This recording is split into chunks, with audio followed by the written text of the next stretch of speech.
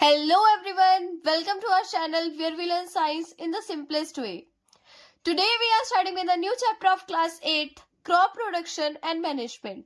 तो जैसे कि आप सबने 7th में पढ़ा होगा कि जो लिविंग ऑर्गेनिज्म है यानी कि जो ह्यूमंस है, जो एनिमल्स है, वो अपने खाने के लिए किसी और पे डिपेंड होते हैं.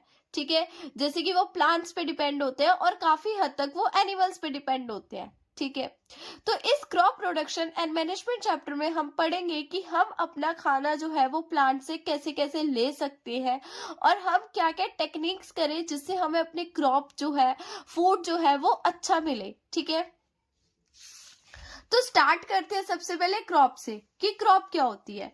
क्रॉप का मतलब होता है कि बहुत बड़े एरिया के अंदर एक ही टाइप के प्लांट को उगाया जाए. अब जैसे आपके घर के गार्डन में क्या होता है, कहीं पे कोई सा प्लांट लगाया होता है, कहीं पे कोई सा प्लांट, मतलब different different type of plants आपके घर पे लगाए होते हैं, है ना.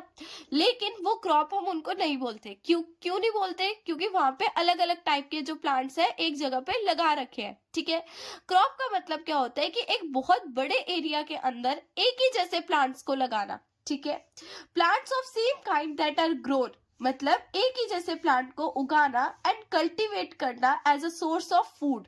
ठीक है, इन अ लार्ज स्केल, मतलब एक बहुत बड़े स्केल पे. ठीक है, उसी को हम क्या बोलते हैं? क्रॉप बोलते हैं. अब ये देखो, ये क्रॉप जो होती है वो हमारी 3 टाइप की होती है. ठीक है, जैसे कि सबसे पहले आता है हमारे पास फूड क्रॉप.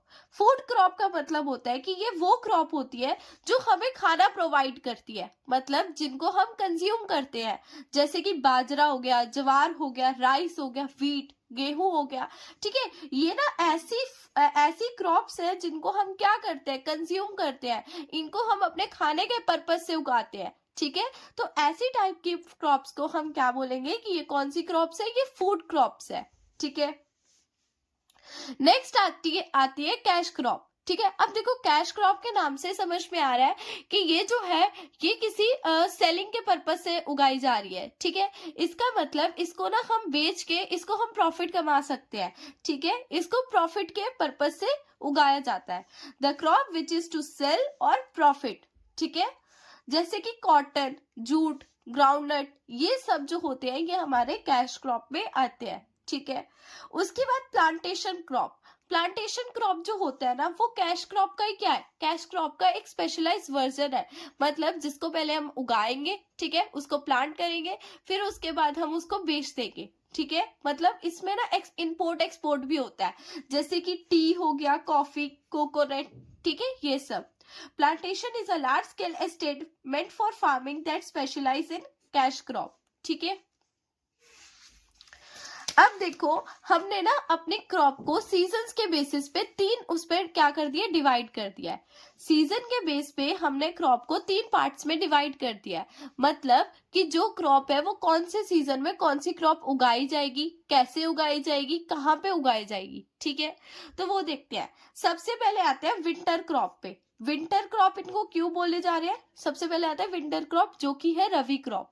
अब रवि क्रॉप को हम विंटर क्रॉप क्यों बोल रहे हैं? रवि क्रॉप को विंटर क्रॉप इसीलिए बोल रहे हैं क्योंकि ये जो है अक्टूबर से दिसंबर तक के बीच में उगाई जाती है. ठीक है, और इनको हार्वेस्ट का मतलब होता है जैसे अब हमने अपनी जो क्रॉप है वो उगा ली, सोन कर ली अक्टूबर से दिसंबर के बीच में.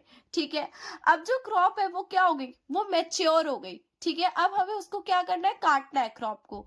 ठीक है, तो ये कटाई वाला जो टाइम होता है वो होता है हमारा अप्रैल से जून वाला. ठीक है, तो इसीलिए हमने इनको क्या बोला है? विंटर क्रॉप बोला है.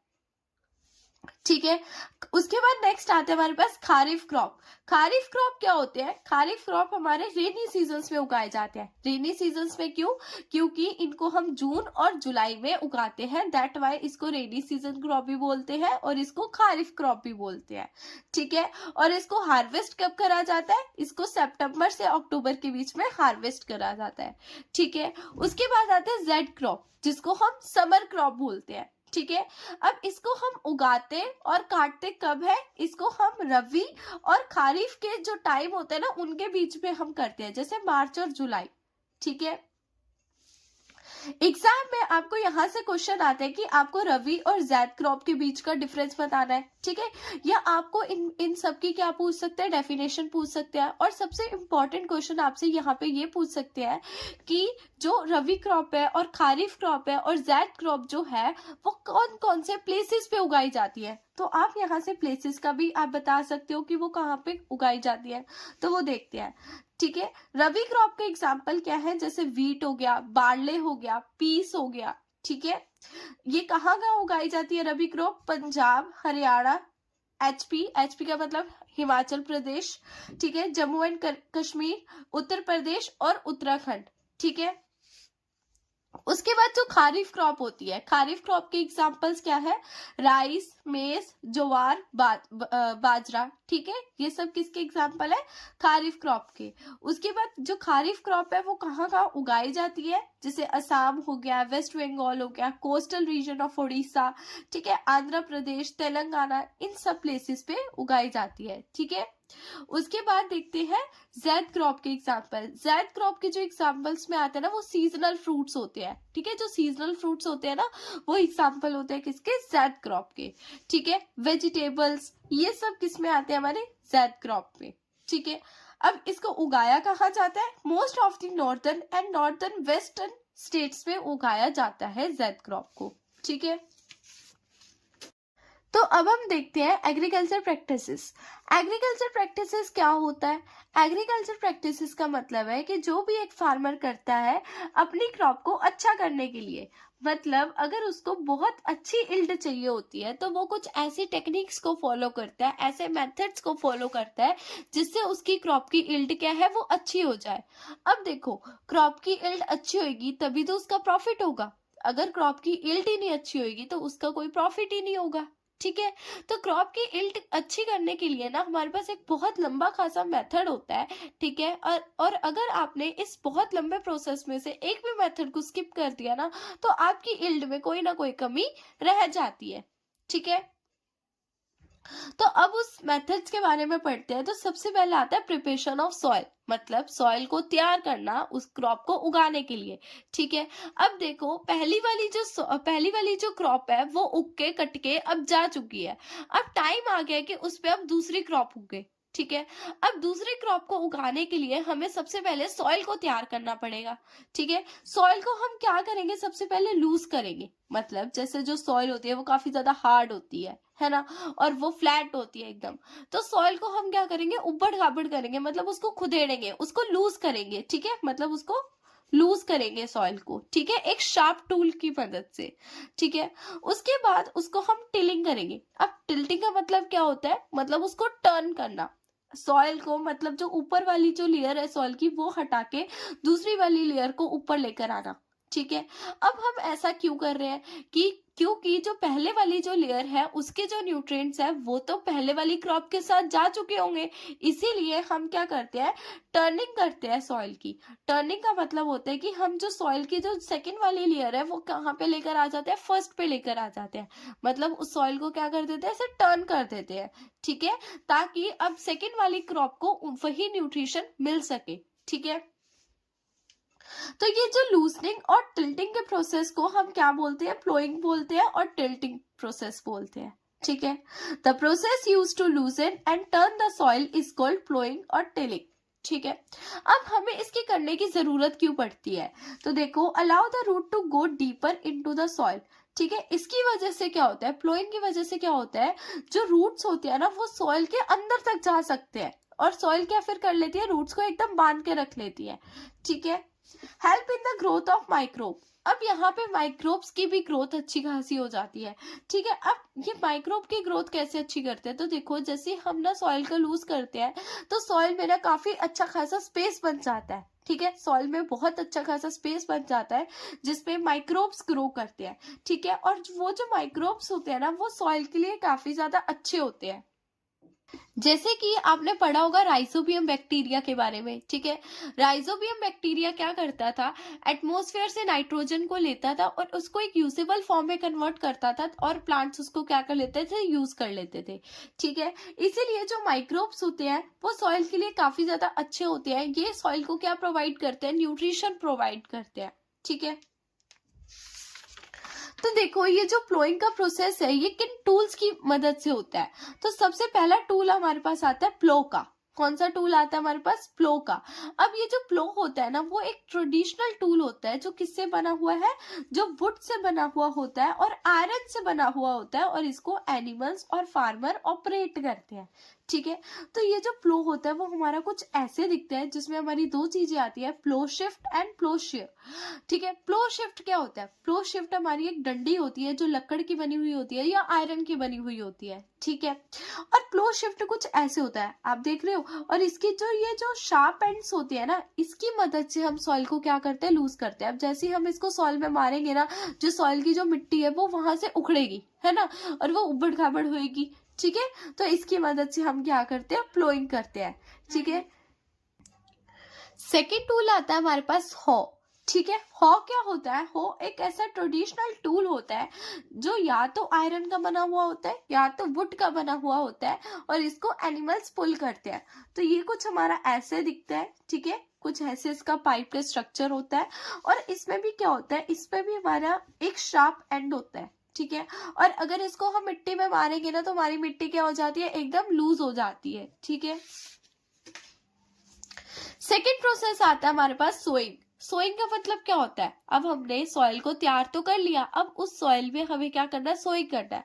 मतलब हमें उसमें सीड्स को बोना है। ठीक है, सीड्स को उगाना है। ठीक है, planting seed in the soil. Soil का मतलब है अब हमने सॉइल में सीड को डालना है, उसको प्लांट करना है। ठीक है, तो देखो सोइंग के लिए हमें एक अच्छी क्वालिटी और एक हेल्दी सीड चाहिए होता है। ठीक है, अब आपको कैसे पता चलेगा कौन सा सीड अच्छा है, कौन सा सीड बैड क्वालिटी का है? आपको कैसे पता चलेगा? तो आप इसके लिए क्या कर सकते हो?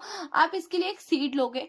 ठीक है, उस सीड को आप पानी में डालो। ठीक है, अगर वो सीड जो है वो बैड क्वालिटी का हुआ, अगर वो अंदर से एकदम खराब हुआ, अंदर से एकदम खोखला हुआ, तो वो जो सीड होगा ना वो पानी के ऊपर फ्लोट करने लग जाएगा। ठीक है, अब वो अंदर से खोखला है तो एकदम लाइट वेट होगा, तो वो पानी के अंदर क्या करने लग जाएगा? फ्लोट करने लग जाएगा पानी के सरफेस के ऊपर। ठीक है, और अगर जो सीड है एकदम अच्छी क्वालिटी का हुआ तो जो सीड है वो एकदम पानी के अंदर जाएगा। ठीक है, तो इससे आप पता लगा सकते हो कि कौन सा सीड गुड क्वालिटी का है, कौन सा सीड हेल्दी है, कौन सा सीड बैड क्वालिटी का है। ठीक है, for sowing good quality, healthy and high yield seed are selected. और इनको हम इसीलिए सिलेक्ट करते हैं ताकि जो हमारे जो सीड है वो अच्छे खासे हमें क्रॉप की यील्ड दे। ठीक है, अब इनको भी ना हम सीड को सोइंग भी, मतलब सीड को हम वो भी बहुत सारे टूल से सकते हैं। ठीक है, जैसे कि पहला टूल है हमारे पास ट्रेडिशनल टूल। ट्रेडिशनल टूल्स में सबसे पहला आता है हमारे पास, जैसे ये एक फनल शेप का होता है, फनल शेप का डिवाइस होता है, उसको हम सीड को बोने के लिए, सीड को सो करने के लिए यूज करे जाते हैं। ठीक है, और ये हम एक एनिमल मतलब एक बुल की हेल्प से करते हैं। तो इस ये कुछ ऐसा स्ट्रक्चर दिखता है। तो देखो इसमें क्या होता है, इसमें ना हम अपने फनल्स में क्या करते हैं? सीड को डाल देते हैं। फनल में हम अपने सीड को क्या करते हैं? डाल देते हैं। ठीक है, फनल में जब हम अपने सीड को डाल देंगे तो वो जो सीड होगा वो इस पाइप के थ्रू ऐसे जाएगा, और ये जो पाइप के ना बहुत सारे ऐसे 3 शार्प एंड्स होते हैं, तो इस पाइप के थ्रू यहाँ से यहाँ से यहाँ से जो सीड होगा वो मिट्टी के अंदर चले जाएंगे। ठीक है, और इसको पुल कौन करता है? इसको एनिमल मतलब एक बुल होती है वो इसको क्या करती है? पुल करती है। ठीक है, इसके शार्प एंड होते हैं। ठीक है, सॉइल में ये एकदम घुस जाते हैं और ये सीड को प्लेस कर देते हैं। मतलब ये जब होंगे ना ये सॉइल में क्या हो जाएंगे? ये घुस जाएंगे और वहां पे ये सीड को बो देंगे। ठीक है, अब हम चलते हैं अपने नेक्स्ट टूल की तरफ जो कि है सीड ड्रिल। सीड ड्रिल को देखो हम ट्रैक्टर की हेल्प से यूज करते हैं सीड को सो करने के लिए। ठीक है, ये क्या करते हैं ना, सीड को एक करेक्ट डेप्थ पे सो करते हैं।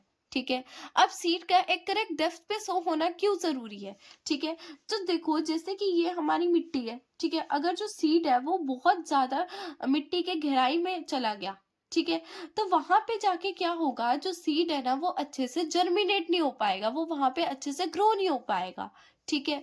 और दूसरी चीज क्या होगी, वहां पे उसको अच्छे खासे न्यूट्रिएंट्स भी नहीं मिलेंगे, क्योंकि फर्स्ट स्टेप में जब हमने प्लोइंग करी थी तो सारे के सारे जो न्यूट्रिएंट्स थे वो कहाँ आ गए थे, टॉप लेयर पे आ गए थे। ठीक है, तो यहाँ पे तो न्यूट्रिएंट्स बचे ही नहीं, तो इसको न्यूट्रिएंट्स भी नहीं मिलेंगे और इसको सनलाइट भी नहीं मिलेगी। ठीक है। और देखो, एक क्रॉप को ग्रो होने के लिए सबसे पहली बात क्या चाहिए, पानी चाहिए, सनलाइट चाहिए, अच्छे खासे न्यूट्रिएंट्स चाहिए, जो कि इस सीड को मिलेंगे नहीं, तो ये सीड अच्छे से ग्रो ही नहीं कर पाएगा। ठीक है। और अगर ये सीड बहुत ज्यादा ऊपर चला गया, ठीक है, मतलब अगर ये यहाँ पे सो हो गया, फिर क्या होगा, फिर क्या होगा, जो भी कोई बर्ड्स है या कोई भी एनिमल होगा वो उसको क्या करेगा, सीड को खा जाएगा। ठीक है, सो होने से पहले ही प्लांट को उसको खा जाएगा, उसके सीड को। ठीक है, इसीलिए एक सीड का करेक्ट करेक्ट डेप्थ पे होना बहुत ज्यादा जरूरी है। और दूसरी चीज, सीड का एक करेक्ट स्पेस पे होना जरूरी है। मान लो अगर आपने जो सीड है, आपका एक सीड आपने यहाँ ग्रो करा, दूसरा सीड आपने यहाँ पे ग्रो कर दिया, तीसरा भी यहाँ पे, चौथा भी यहाँ पे, पांचवा भी यहाँ पे। ठीक है, तो क्या होगा, ये सब सीड जो होंगे वो एक साथ क्या होंगे, जर्मिनेट हो जाएंगे। ठीक है, एक साथ जर्मिनेट होने की वजह से वहां पे ओवर क्राउडिंग होगी, अच्छे से किसी को सनलाइट नहीं मिल पाएगी, अच्छे से किसी को वाटर नहीं मिल पाएगा, जिस वजह से ये जो यील्ड होगी वो अच्छी नहीं हो पाएगी। ये जो सीड ड्रिल है ये काफी ज्यादा टाइम को सेव करते हैं और लेबर को भी सेव करते हैं। ठीक है। थर्ड हमारे पास आता है एडिंग मैन्योर एंड फर्टिलाइजर्स। अब जैसे कि तुम्हें पता होगा कि जो एक फार्मर है, एक फार्मर की बस एक लैंड ही प्रॉपर्टी होती है। ठीक है, जिसपे लैंड पे वो वर्क करता रहता है। ठीक है, मतलब जैसे वो वहां पे ही पहले उसको सीड को सो करता है, एक अच्छी खासी क्रॉप को उगाता है, फिर उसको काट लेता है। ठीक है, और वो पैसे कमाते हैं, है ना। तो इससे क्या होता है ना, वो ये प्रोसेस चालू रखते हैं। ठीक है, इससे क्या होता है, सॉइल के अंदर न्यूट्रिएंट्स की कमी पड़ जाती है। अब देखो, सॉइल के अंदर भी तो जो न्यूट्रिएंट्स होते हैं वो भी तो लिमिटेड अमाउंट में होते हैं, है ना। क्या होगा, देखो, हम ना कुछ ऐसे मेथड कर सकते हैं जिसकी वजह से जो सॉइल में न्यूट्रिएंट्स हमारे दोबारा बन सकते हैं। ठीक है, तो सबसे पहले लीव द फील्ड अनकल्टिवेटेड। जैसे कि कोई भी फार्मर है वो ऐसा कर सकता है कि उसने एक क्रॉप को उगा लिया, ठीक है, फिर जब वो दूसरी क्रॉप उगाए ना तो उस बीच में वो कुछ गैप रखे। मान लो अभी उसने एक क्रॉप को उगाया, ठीक है, अब उसने क्रॉप को हार्वेस्ट भी कर लिया। ठीक है, अब वो दूसरी क्रॉप उगाने से पहले ना वो क्या करे, एक टाइम गैप ले। टाइम गैप लेने से क्या होगा, सॉइल के अंदर दोबारा से सारे के सारे न्यूट्रिएंट्स जो होंगे वो आ जाएंगे। ठीक है। दूसरा है क्रॉप रोटेशन। क्रॉप रोटेशन का मतलब है कि हमें सीड में क्या करना चाहिए, हमें अलग अलग तरीके के प्लांट्स को उगाना चाहिए। जैसे कि मान लो पहले हमने लेग्यूमिनेशियस प्लांट उगा लिए। लेग्यूमिनेशियस प्लांट क्या होते हैं, जैसे पल्सेस वगैरह जो होती है वो हमारे लेग्यूमिनेशियस प्लांट होते हैं। ठीक है, लेग्यूमिनेशियस प्लांट की पहली बात सुनो। लेग्यूमिनेशियस प्लांट के ना अंदर क्या होते हैं, ऐसे कुछ नोड्यूल्स होते हैं। ठीक है, जिन नोड्यूल्स में क्या होते हैं, राइजोबियम बैक्टीरिया होते हैं और वो प्लांट को नाइट्रोजन देते हैं। ठीक है, और अगर आप पहले लेग्यूमिनेशियस प्लांट उगाओगे और जब उसको कट करोगे तो आपकी सॉइल के पास क्या आ जाएंगे, न्यूट्रिएंट्स आ जाएंगे। ठीक है, और लेग्यूमिनेशियस प्लांट के बाद आप वीट ग्रो कर सकते हो। मतलब आप क्या कर सकते हो, अलग अलग टाइप के प्लांट्स को ग्रो कर सकते हो। जैसे कि आपने पहले साल के पहले 6 महीने में आपने ये वाला प्लांट ग्रो करा, फिर दूसरी क्रॉप ये ग्रो करी। इससे क्या होंगे, न्यूट्रिएंट्स भी आपके बढ़ते जाएंगे। ठीक है, by adding manure and fertilisers in the soil. और आप क्या कर सकते हो, सॉइल में मैन्योर एंड फर्टिलाइजर्स को भी क्या कर सकते हो, डाल सकते हो, जिससे सॉइल में ज्यादा से ज्यादा क्या है, न्यूट्रिएंट्स आए। अब वो देखते हैं मैन्योर एंड फर्टिलाइजर्स है क्या। तो मैन्योर एंड फर्टिलाइजर एक ऐसे सब्सटेंस है जिसको हम सॉइल में ऐड करते हैं ताकि जो प्लांट है वो हमारा अच्छा ग्रो हो सके। ठीक है, जो प्लांट है वो हमारा क्या हो सके, अच्छा ग्रो हो सके। अब मैन्योर एंड फर्टिलाइजर में फर्क ही क्या है। ठीक है, देखो, मैन्योर क्या होते हैं, मैन्योर नेचुरल सब्सटेंसेस होते हैं। ठीक है, जो एनिमल वेस्ट, प्लांट रिमेन। ठीक है, जैसे हमने डिकम्पोजर्स में पढ़ा था ना कि जो डिकम्पोजर्स होते थे वो क्या करते थे, प्लांट्स और एनिमल वेस्ट को क्या कर लेते थे, डिकम्पोज कर लेते थे, है ना। तो वो डिकम्पोज करके इनको हम मैन्योर को बनाते हैं। ठीक है, और जो फर्टिलाइजर होते हैं वो केमिकल से मिलके बने हुए होते हैं। अब एक चीज देखो, ये है नेचुरल चीज और ये है केमिकल वाली चीज। ठीक है, तो न्यूट्रिएंट किस में ज्यादा होंगे, न्यूट्रिएंट वैसे इसमें ज्यादा होंगे केमिकल वाले में, क्योंकि इसमें हम खुद से बना रहे हैं। ठीक है, और मैन्योर में जो न्यूट्रिएंट होते हैं ना वो थोड़े कम होते हैं। फर्टिलाइजर्स में बहुत होते हैं, लेकिन ये केमिकल्स का मिलके बना हुआ होता है, ठीक है। It is prepared in the field, इसको ना फील्ड्स में बनाया जाता है, फील्ड्स में जहाँ पे प्लांट्स एनिमल वेस्ट वगैरह होता है, यहाँ पे प्लांट्स एनिमल का जो डेड एंड डिकेइंग मैटर होता है उनसे मिलके बनाया जाता है, ठीक है। और ये फैक्ट्रीज में बनाया जाता है, ठीक है। Provide a lot of humus, humus क्या होता है, ह्यूमस हमने बताया था क्या होता है, एक डार्क कलर का सब्सटेंस होता है जिसको जो माइक्रो ऑर्गेनिज्म कन्वर्ट करके बनाते थे ना, तो वो ह्यूमस होता है। तो ये काफी सारा ह्यूमस को प्रोवाइड करते हैं। Does not provide any humus to the soil, और ये सॉइल को ह्यूमस बिल्कुल प्रोवाइड नहीं करते। और जो ह्यूमस होता है वो काफी ज्यादा न्यूट्रिएंट रिच होता है, इसमें बहुत सारे क्या होते हैं, ह्यूमस में न्यूट्रिएंट्स होते हैं, ठीक है। मैन्योर में थोड़े कम न्यूट्रिएंट होते हैं और फर्टिलाइजर में बहुत सारे न्यूट्रिएंट्स होते हैं, ठीक है। मैन्योर क्या होता है, मैन्योर के एग्जाम्पल क्या है, कंपोस्ट, काउडंग, ये सब किसके एग्जाम्पल है, मैन्योर के, ठीक है। और फर्टिलाइजर के एग्जाम्पल क्या है, जैसे कि यूरिया, ठीक है। तो मैन्योर एंड फर्टिलाइजर क्या है, दीज आर दो substance which are added to the soil to help plant grow better by providing them with nutrient, ठीक है। तो इससे हमारी जो क्रॉप की यील्ड है वो काफी ज्यादा अच्छी हो जाती है, ठीक है। तो ये था आपके चैप्टर का लास्ट टॉपिक, देन आपका चैप्टर होता है अब खत्म, ठीक है।